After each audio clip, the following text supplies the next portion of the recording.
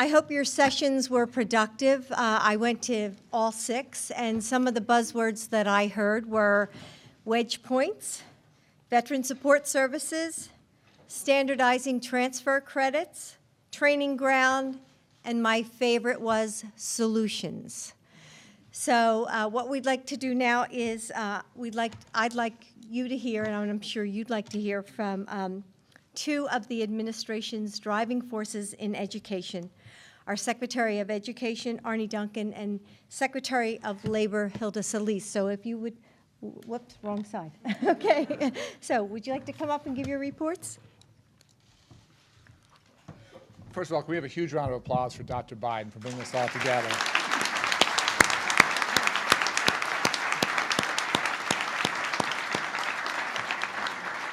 It's a pretty remarkable day, and I had about a 90-minute speech, but it's the end of the day, and so I'll say 3 quick things, and we'll move on. First of all, this is, I'd say, a historic day. We've never had this kind of attention at the White House nationally on community colleges. I want to thank Dr. Biden for her tremendous leadership. I want to thank Martha Cantor, my undersecretary, who's doing an extraordinary job. And I think folks feel and sense that there's never been a greater spotlight. There's never been a greater sense of urgency and a greater sense of opportunity. Community colleges are absolutely essential, desperately essential to hitting the President's goal of leading the world in college graduates by 2020. We cannot get there without your leadership and hard work. We cannot educate our way to a better economy without what you're doing every single day to make a difference in the lives of students. So the urgency, the sense of importance, and the opportunity, I can't overemphasize. Secondly, for all the success stories, we always have to be very candid of ourselves, and at the end of the day, we have to get a lot better at what we do. Everyone here knows this, about a quarter of younger students, older students, we heard about an 82-year-old going back to school today, and we love that. But at the end of the day, about a quarter of folks who enroll in community colleges graduate after 3 years. And we have to find ways to be creative and drive that number up pretty significantly. There are real challenges. We had a great conversation. This term, a non-traditional student, is probably the wrong term. The non-traditional is now the norm. It's the new normal. And we had a term, 21st century student. Well, we can work on the definitions, but the fundamental question is, are our institutions set up to deal with 28-year-olds raising 3 children and trying to work a job and trying to better their life? And some places we are, some places we're not doing enough. But for all the challenges that we're all facing and the need to get dramatically better at a very rapid rate at a time of declining resources, so none of this is easy, for every challenge, we heard example after example of extraordinary success stories. I think a big part of our job is to better share those best practices. All these challenges are being solved somewhere in this country. I'm absolutely convinced. What we have to do is to take to scale what's working. And whether it's a clearinghouse, a website, a way to let folks know, here's where we're struggling, here's the niche, here's a set of metrics we're using to measure, and here's how we know we're getting better, we think we can do a much better job of sharing those best practices. So it's a time of real challenge, but I think it's a time of amazing opportunity. And as community colleges help families get back on their feet, you're going to help the country get back on its feet. And I can't tell you how much I appreciate your hard work. It's now my honor to introduce my partner in this work, Secretary Solis. She's doing an extraordinary job. We've had unprecedented investments, Pell Grants, making the FAFSA form simpler. First time ever, $2 billion coming through her agency with a spotlight solely on community colleges, and that's coming out very, very soon. Please give a warm round of applause to Secretary Solis. Thank you. Buenas tardes. Good afternoon. And I also want to do a shout out to Dr. Jill Biden for convening this important White House Community College, but also give credit to our great president for having the foresight to do this. It's wonderful to be here, and also to be among leaders like Melinda Gates and Penny Pritzker for their leadership and investment in our nation's education and training programs. I'm a big believer in community colleges, and I know how important a role they play in higher education. I had the privilege many years ago of serving for 8 years on a local community college board, Rio Hondo Community College, and let me tell you, I learned quite a bit. And it is coming into play. And I am just excited to see the enthusiasm, the thoughts and words that I heard from so many individuals in our own panel discussion about industry, the fact that we really have to reach out far beyond what we traditionally are used to doing. And it is about looking at the new now. the new non-traditional students, so to speak, and also the new elements and crisis that confront so many of us. I constantly think about the people who are unemployed. I think about the dislocated worker who isn't just the 17-year-old, the one who's looking for that first summer job or first job, but for that 45 and 55-year-old individual who's having a tough time. Maybe they just completed a high school education years ago, have never been before an interview because they've been employed for a long time, and now they have to somehow get with the program and get some skills and get some confidence. And having all those challenges ahead, we have to have good services available for them. So I know how important that is. And I'm excited that Dr. Biden, I believe, mentioned earlier that through the Recovery Act Reinvestment Program, that we have amended the 2009 bill to allow for a trade adjustment assistance program to establish a community college training initiative. And this is a Healthcare and Education Reconciliation Act signed by the President, which included $2 billion over a 4-year period. And it's a new initiative, and it's going to be targeting those students that I talked a little bit about, dislocated workers, TAA, trade adjustment assistance, those that may have lost their job because of trade issues. But I think the important element here is that we're all going to strive to produce more people that have an experience at a community college. So whether it's for a 1-year or 2-year program, those are things that we currently know that we have to devise. And it's about capacity building. It isn't about just acquiring more classroom space. It's about actually developing programs and curricula and making sure that we can build out these programs, that they last longer than the funding does. And that's what our attempt is going to be here. We're going to be providing the first rollout over this next year that'll start at about $500 million. We'll be announcing the grant at the end of the month, and we're going to also make sure that we provide services to Puerto Rico, the District of Columbia, and we hope that these grant awards will number anywhere from $2.5 million for each state. So states can work together in a consortia with other community colleges and hopefully partner with all the industry folks and things that we've talked about today so that we have a more robust program. So I'm very excited about that opportunity and know that we're going to have good partners here. So I just want to lastly say to you that one of the things that I have come to learn in the last 18 months on the job, people want to know where jobs are. People want to know if they're ready with their skills, and if they're not in that appropriate place because their skills have to be improved upon, where can they go for help? So we just launched a program through the Department of Labor called myskillsmyfuture.org. myskillsmyfuture.org. You can go in, put in your current job occupation, find out what skills are needed to upgrade, and you can also identify the nearest place where you can get the training, but also where the job site is. That's great. That's a start. On the second day that we announced the program, we had over 200,000 hits. So I'm excited that there are people out there that want to get more information, and I think we're all in a perfect place to be able to make that happen. So again, thank you so much, and I salute all of you for being here and enjoyed very much our panel discussion. Thank you.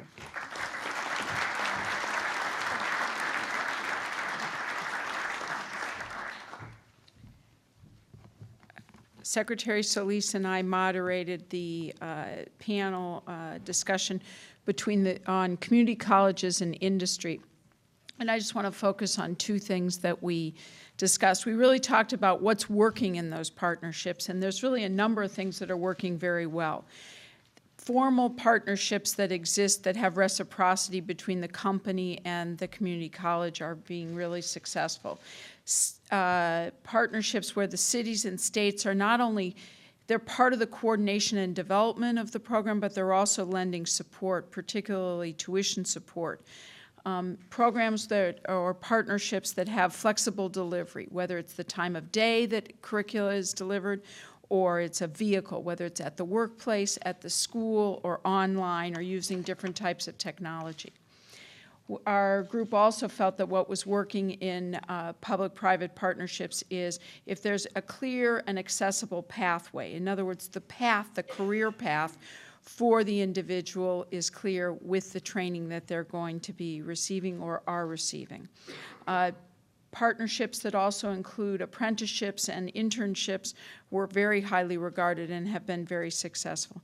And obviously, it's extremely important that the delivery is recognizes that our workforce that is often taking courses needs to have courses offered at a flexible time, because oftentimes our students are not available at our regular 9 to 5, if you will. But we also talked about what are the challenges and what are the issues that partnerships or the community colleges are facing in working together. And we heard about the issue of remediation, what a challenge it is that 60% of the adults in Philadelphia cannot pass the literacy test to get placed into community college. 90% of the students in Chicago need some form of remediation. These are real challenges that the community colleges are dealing with. The community college leaders also talked to us about the need for dollars for capacity building so that they're able to engage with corporations to deliver the kind of training and skills delivery that we were talking about earlier today.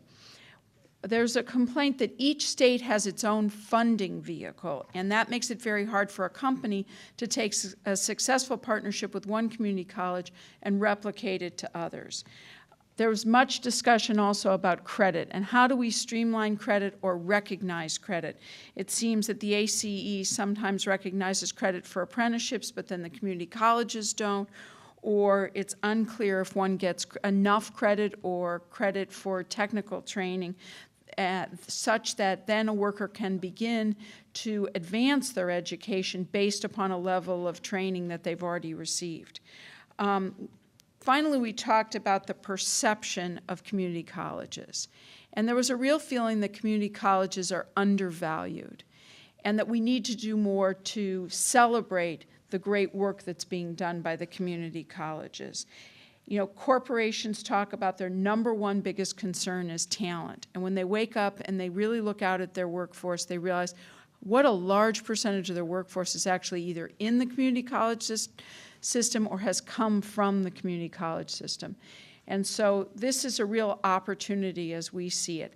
And it's not all about money. Many of the community college leaders said to us they'd like more mind share of the business leaders in their community because they want to reinvent themselves to be more relevant to the various businesses in their community. They want to rethink how they deliver their product. And so there's a real what was so encouraging is there's an absolutely positive attitude about working together. So thank you very much.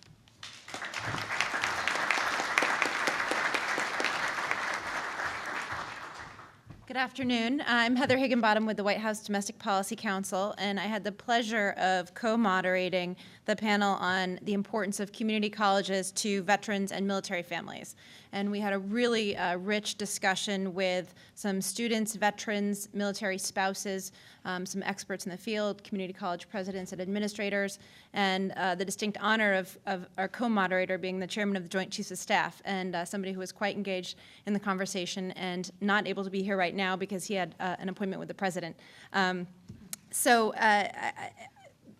It was a great conversation. I tried to distill it, and I hope I didn't leave out any of the critical points, but we affirmed the important role that community colleges play in the education of veterans and in military families, and then a few of the challenges and barriers to that.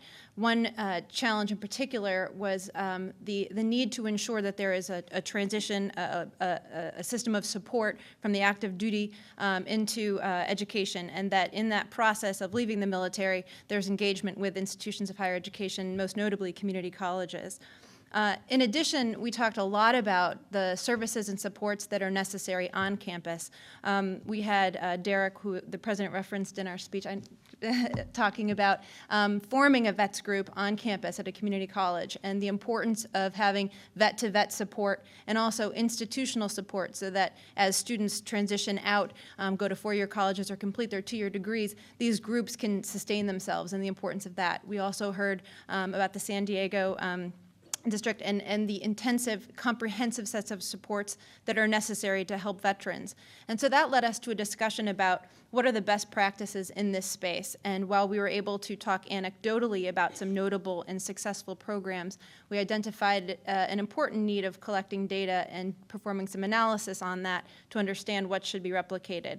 And I think the most important recommendation that the group came to was the establishment of a process at the federal level to understand and analyze, collect, understand, and analyze data and be in a position to help disseminate that to institutions through the military. And we talked about the Department of Education, the Department of Defense, and Veterans Administration coming together to support that work. But Admiral Mullen made a very important point that I think everyone agreed with, which is that while we need to more systematically collect data about these programs and understand the best practices, we also know there are several things we can do that are working and that are very important. And once again, we highlighted the veteran-to-veteran support, the importance of priority placement in some campuses so that veterans are admitted into the school on a priority basis and given the supports they're needed. The military spouse career advancement accounts were quite popular in the room and obviously across the country. And that we need to really examine how we're maximizing the GI benefit, the GI Bill and those benefits to ensure that we're providing the resources and support to the veterans. So the one other thing, and Penny just mentioned it, it came up a lot in our discussion, was the stigma that is sometimes associated with community colleges and that is sometimes an obstacle for members of the military and veterans as they're leaving. And so that's something that on all sides, both on the defense side and the educational institutional side, people talked about trying to grapple with. Thank you.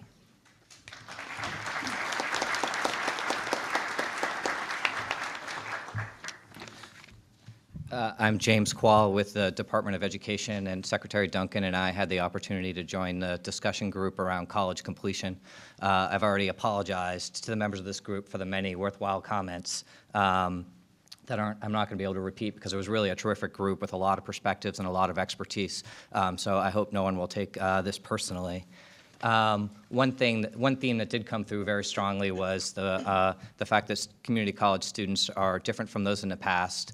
Most of them are what we used to consider non-traditional. 75% of them either are working or they have children of their own, or they're attending part-time, they aren't living on campus, and the needs to pay careful attention to this population. Someone did suggest, as Secretary Duncan, that we start calling them 21st century students, since when the vast majority of students attending our colleges are non-traditional, the term may no longer have meaning. Some of the things that were talked about in terms of being important for serving this population, one is that time is the enemy. It takes a very long time. Someone cited the statistic that it takes 5 years on average to earn an associate's degree. That's a very long time for something to go wrong. People talked about the importance of communicating the value of the credential so that people understood the reason that they were working hard and the reason that they were, that the light at the end of the tunnel was important. And people also talked about professional development for community college instructors, which is something that's often overlooked and is particularly important. Another topic that we spent a lot of time on was the need for developmental education. People talked about the diverse backgrounds and skills that people bring to community colleges. Some of them need touching up in a particular area, even if they've just finished high school. Some of them are adults who need refreshers. Some of them are people who need a great deal of adult basic education or English as a second language. Some of the things that have been identified as being promising in the area of developmental education, there are a number of programs that integrate developmental instruction with technical and academic courses. Those seem quite promising, partly because they do help students see the value of what they're learning, and because they do destigmatize those classes and help people understand that there's some important content and skills that they're learning. Another thing that was mentioned was the use of technology as a way to help people master these skills quite quickly, and particularly technology that was integrated with additional instruction, not technology on its own. On the whole, I think the tone of the conversation recognized that there are a great deal of challenges that community colleges face, but as some of the other speakers have mentioned, also a sense of hope that a lot of these challenges are being met in different places around the country, and the real question for us is how do we identify those solutions and all learn from them.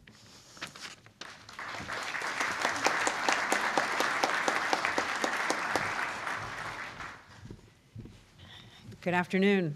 I'm Cecilia Rouse. I'm one of the members of the President's Council of Economic Advisors, and I'm a longtime fan of community colleges. I had the pleasure of co-moderating with Jean Sperling the breakout session on financial aid. So just like the other breakout sessions, we had representatives from all levels, and that proved to be very interesting and important for our breakout session. So first, we think about it from the individual side, and I think we can all recognize the many challenges. One of the great virtues of the community college is the low tuition that typically, it's much less, the tuition is much less costly than a four-year institution. However, we also know that the tuition cost is not the full cost of attendance. I see a lot of heads nodding. And that we also have to consider not only the fees that students are paying at the institution, but also the fact that many of them are working, but nonetheless they still have to, while they're in school, they have other bills to pay, et cetera. So there's the full cost of tuition, and it's much broader. And we considered, I'm going to just go ahead and go with the 21st century student. We considered that many of these issues are especially important for the 21st century student. Many of these students are not aware of the financial aid opportunities. Many of them are first-generation college students. We talked about the need, therefore, to simplify the financial aid process, simplify the forms. It's also been, we also talked about, and this is a little bit of a solution, we talked about how important it's been. One of the things the president did last year was notify financial aid officers that they could go back and reevaluate income for individuals who'd been dislocated, and how important that's been for families, both of independent students whose spouses may have lost their jobs, or for dependent students whose parents have lost their jobs. We also talked about the challenge of financial aid when you're talking about developmental education. In terms of, I'm going to talk first about the individual students. So the challenge that we had a little bit of a discussion of solutions on was for financial aid for the 21st century student. And I think one of the things for our consideration here at the federal government is whether we should be rethinking the work disincentive for eligibility for the Pell Grant. That for independent students, there's a big penalty for them to continue working, and it reduces the amount of Pell for which they're eligible. In addition, we were encouraged to consider ways of consolidating the many different forms of financial aid, especially the different kinds of loans, and to just somehow simplify the whole process. In addition, on the individual side, this is a little bit more at the institutional level, we were reminded that there are many different forms of financial aid. And so we should be thinking not just in terms of the monetary financial aid, but thinking of aid in terms of student child support services, so child care services, transportation services, and other family services. So all those support services are very important forms of financial aid as well. But then we were also reminded, as we were considering, how expensive it is for the student, that the institutions have to consider their affordability as well. And institutions are right now in the perfect storm, which is it's on the one hand, it's a happy storm where enrollments have been increasing. On the other hand, we have at the state level decreases in public funding. So we have decreases in revenues, which have meant, especially in the financial aid office, cuts in terms of financial aid officers, and I see other heads nodding. So as a result, we have financial aid officers who are overworked, overwhelmed. We heard a story of a financial aid officer who represents his state working on a Sunday afternoon, gets a call from a financial aid officer who just can't take it anymore, who ends up quitting. And this is at a time when enrollments have increased, the need has increased, and yet the services have been cut back on the institution. On the institutional side. So just when we all thought we were in the depths of despair, we had a solution from the Connecticut Community College System, which has been really basically adopted a virtual financial aid office. And so with their virtual financial aid office, it has two aspects which they believe is the most important. One is when they work with the student, so all of the information is up on the web and is very accessible, and it's meant to have language which is accessible to the low-income student. The students can therefore follow their entire financial aid process soup to nuts, and they know exactly where they are in the process. They know how much money they've got, how much they're eligible for. In addition, they package their students as full-time students, and so the students can say, well, if I'm a full-time student, this is what I'll be eligible for. If I go half-time, they can see how much less they will get. And this is important because students, when they're coming in at this stage, don't really know what level of student they want to be, what intensity they want to enroll for. And so what have been the results of the virtual financial aid office? We have their financial aid applications are up 169%. The awards have been up 250%. The Pell Grant recipients are up 176%, and their Pell Awards are up 400%. And all of this without an increase in their financial aid offices and without having other overwhelmed financial aid officers either. And they also point out this is when enrollments have gone up about 46%, and their full-time student enrollments have gone up 105%. So we had a really nice solution we had for, I think, what is a very systemic problem, which I'm sure all of you can share. And it was a wonderful conversation that I hope we will continue. Thank you.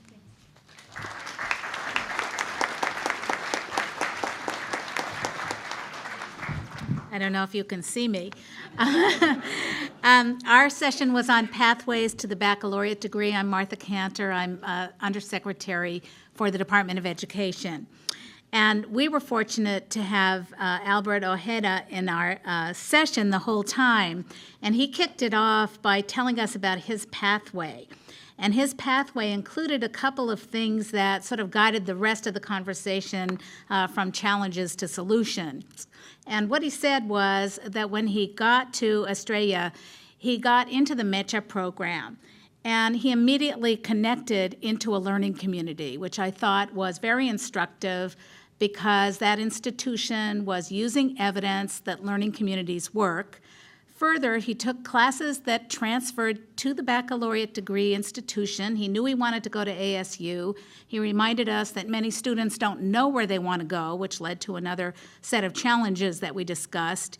And then he concluded by telling us that the Maricopa Community College District has an ASU, Arizona State University Pathways program now that caps tuition for 4 years. So students know what the cost is going to be for tuition, and there were some other incentives for room and board and so on. So it's the kind of sample, I think, that is very instructive and sort of guided the rest of our conversation. A big set of challenges, obviously, to the baccalaureate degree. Too many choices for students. This is sort of taking the student-friendly perspective, a lot of inconsistency in the advice that students get depending on who they talk to, lack of clarity about the credit hour. Many students are undecided, and there are disincentives for students that are undecided about their pathway.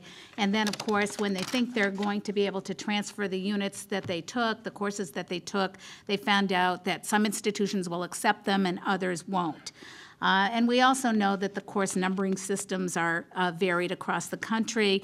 And then finally, we had another student in our group that talked about, the fear of even filling out an application and how do I do that and how do I figure out where to go to get that done.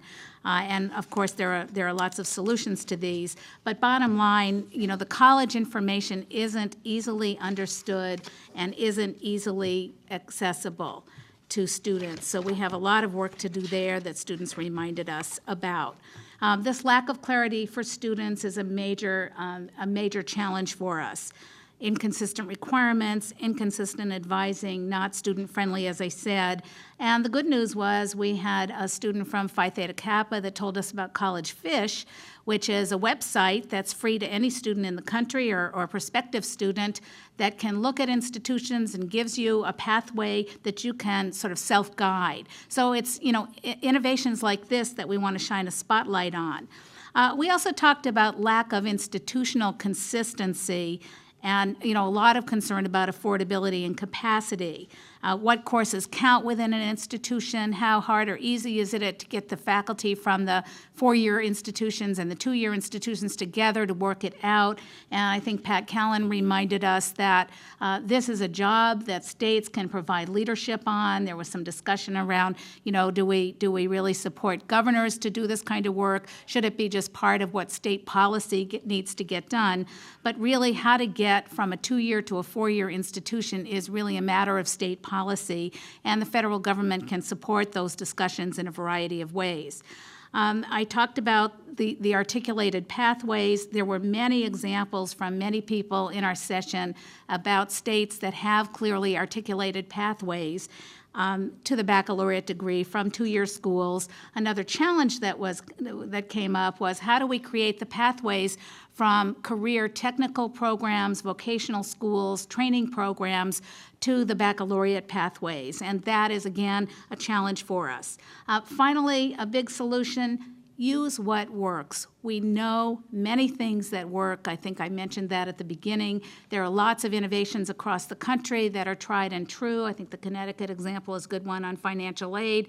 And pathways to the baccalaureate degree, we need to institutionalize what works and really shine a spotlight on those high-impact practices that are both practices that states can learn from and institutions can do more of. So it was a very exciting, and I want to thank all of the members of our group for a very lively conversation, and we have a lot more to do. Thanks so much.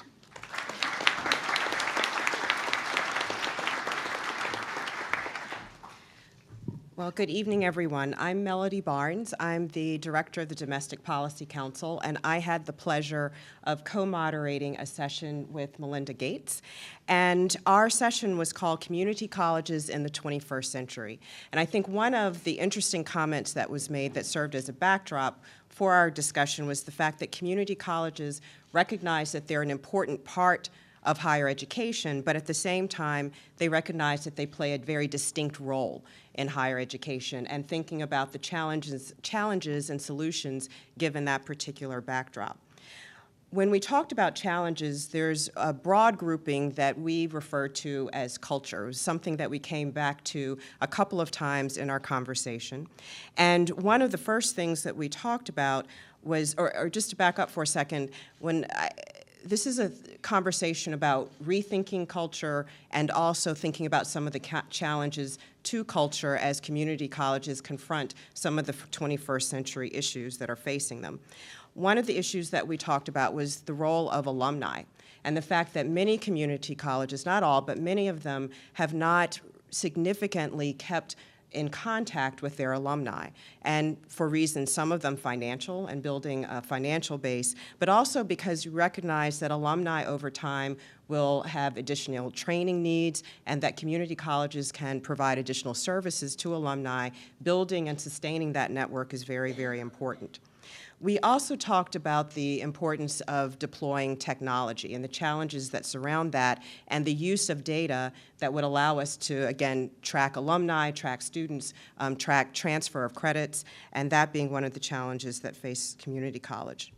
We talked about the role of faculty as well, and the important role that full-time faculty obviously plays, but also the role that adjuncts play on the community college campus, and the importance of incentivizing and supporting faculty as they're trying to take on new innovations. You know, one of the things we talked about was the fact that faculty are up for about anything. It's kind of you say let's, we say go. Very nimble, very flexible, but at the same time, we have to be practical and realistic about providing important supports and incentivizing them. And then finally, one of the things that I think many people have touched on is the issue of retention, and that being one of the biggest challenges facing community colleges. The second challenge that we talked about, and others have touched on it this afternoon as well, is financial challenges, both to schools and for students, and in particular, given the population that community colleges are often serving and very proudly serving. You know, we talked about single mothers and single parents, the need for child care, a whole range of other issues that put downward pressures on students and downward financial pressures on students, not to mention the fact that community colleges are often doing a whole lot and not necessarily doing that with a whole lot of resources. Then we talked about solutions, and one solution, and I think almost everyone here has touched on it, is the important role that technology plays. And there are several different components of that. We talked about the transformative use of technology to build on competency and the shift in thinking not just from seat time, but as I said, to competency, and the important way that technology can help us solve that problem. Accessibility, which is an issue that many people have talked about, and the cloud and online technology being a way to increase the course offerings that were available to students. Also, this problem that we talked about with regard to tracking students' transfer of credits, technology obviously can play an important role there. Student-centered learning, so meeting students where they are, where students really are adept in a particular piece of information or in a particular course offering, letting them move along, but when they hit a point where they need more instruction, more training, the role that technology can play there. Also, I mentioned the collection of data as a challenge. Technology obviously playing an important role in the solution, particularly as we look towards developing best practices for education, and also supporting faculty. As many faculty have any number of courses, 5 courses that they have to teach, and that can be a burden that they accept willingly, but at the same time it prevents a lot of people from playing the expanded role as mentor, but technology can play an important role in lifting a little bit of that so that faculty can play an additional role with their students. And finally, and this is something that both Secretary Solis and that Penny mentioned earlier, the partnership role, the partnerships between community colleges and the private sector, and also public-public partnerships that were discussed, and the importance of learning within context, and also that being an important variable for retaining students, that it's a much more enjoyable and practical experience for students. They really feel like they're moving down the road that they started and moving towards the goals that they set out for themselves at the beginning of the process. And I would just conclude by saying, and this is something, again, that many people have touched on. Usually when you speak, you shudder when everyone has said something that you've written down. But in this context, I think it's reassuring that we do have a great sense of what we need to do. And at this point, it's about dissemination and it's about scaling these very, very important solutions to the kinds of challenges that we face. So thank you.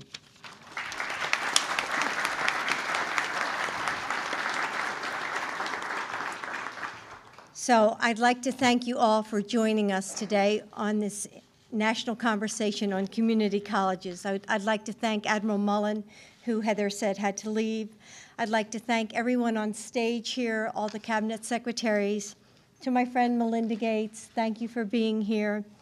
To the press, a special thank you for getting out the word about how great community colleges really are. And you know, I mentioned that homework, so you all have homework to go back to your communities, your businesses, and your schools, and start the conversation again and talk about what you learned today. This is our moment in history to make a difference, so let's grab that opportunity. I have one more quick announcement. Let's see. Oh, going forward, we have the federal grants that are scheduled to begin this year.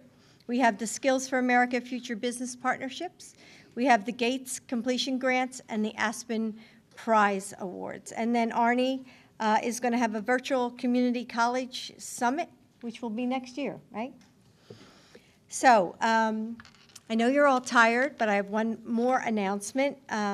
Many of you know my husband, Joe Biden. He's always supported me. I could not have this career if it weren't for him. He's always supported education. He's always supported educators. So I told him, he knows what I've done. This is my life's work. And so we're having a reception at the Blair House, and he's heard about this for days and days. So I'd like you to come over and say hello. So I hope that we see you all there. Thank you.